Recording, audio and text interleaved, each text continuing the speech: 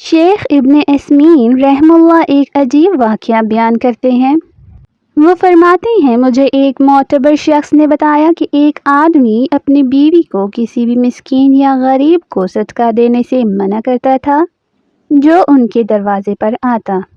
ایک دن ایک مسکین دروازے پر آیا اور کہا کہ وہ کپڑوں کے بغیر ہے اور سردی سے بچنے کے لیے اسے کپڑوں کی ضرورت ہے۔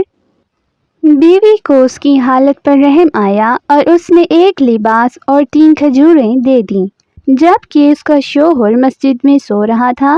شوہر نے خواب میں دیکھا کہ قیامت کا دن برپا ہو چکا ہے، لوگ بڑے ہجوم میں ہیں، شدید گرمی ہے، سورج جلانے والی حد تک قریب ہے اور اس کے سر پر ایک لباس ہے جس میں 3 سوراخ ہیں۔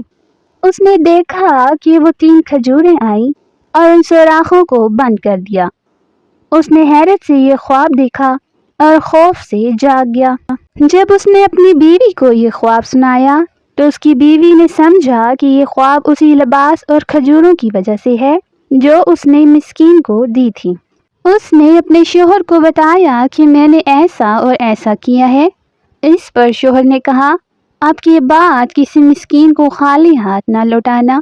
اللہ تعالیٰ نے اس آدمی کو ایک خواب کے ذریعے نصیحت دی اور یہ حدیث نبوی صلی اللہ علیہ وسلم کی سچائی کی دلیل ہے، جس میں فرمایا گیا قیامت کے دن ہر شخص اپنے صدقے کے سائے میں ہوگا یہاں تک کہ اللہ تعالیٰ لوگوں کے درمیان فیصلہ فرمائے۔